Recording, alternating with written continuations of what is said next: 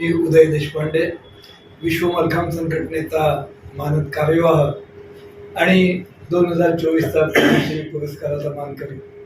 आज या पोलीस स्टेशनची पायरी चढली।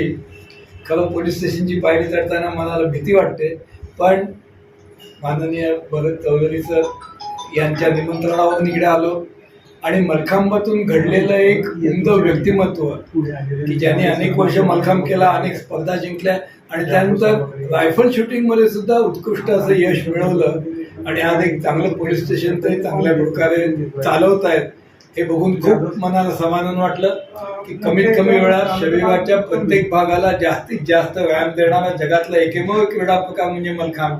पण त्या मलखांबामुळे व्यक्तिमत्व विकास कसा होतो आणि त्यामुळे माणूस एक एक पद वरती चढत चढत कसा जातो आणि कसं यश मिळवतो याचं एक एकमेव जिवंत उदाहरण आहे। धन्यवाद। नमस्कार।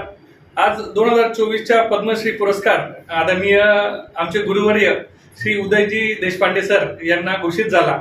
खरं तर ज्या दिवशी पद्मश्री पुरस्कार जाहीर झाला त्याच दिवशी आम्हाला सगळ्यांना खूप आनंद झाला होता, कारण खऱ्या अर्थाने सरांनी आमच्या समोर जे कष्ट घेतले होते हा खेळ वाढवण्यासाठी त्या कष्टाचं चीज झालेलं होतं। तर तो सरांना जरी तो पुरस्कार मिळाला तरी तो आम्हाला सर्व खेळाडूंना, सर्व शिक्षकांना तो आम्हाला स्वतःला मिळाला आहे असा आम्हाला भास होत होता। तर खऱ्या अर्थाने त्याच दिवशी आम्ही सरांना इथे पोलीस स्टेशनला आणून सरांचा सत्कार करेल अशी माझ्या मनात इच्छा होती आणि आज जसं आपण स्वप्न बघतो तसं आज मी प्रत्यक्षात खरं होताना बघतोय। आदरणीय पद्मश्री श्री उदय देशपांडे सर हे आज माझ्या पोलीस स्टेशन इथे हजर झाले। याच्या एवढा आनंद आज गगनात मावेन असा मला एवढा आनंद झालेला आहे, कारण आपण ज्या लोकांना आदर्श समजतो त्या आदर्श आज आमच्या पोलीस स्टेशनला त्यांनी व्हिजिट केली आहे। तर खऱ्या अर्थाने ही एक आमच्यासाठी खूप मोठी मेजवानी आहे आणि हा जो मी सरांना ज्या आमच्या चेअरवर बसवलंय हा मान सन्मान असतो एक आई वडिलांचा आणि एक गुरुवर्यांचा।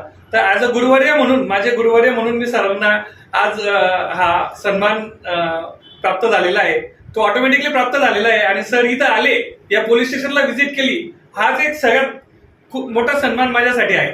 तर सर इथे आले, त्याबद्दल मी सरांचे आभार मानतो। Thank you so much.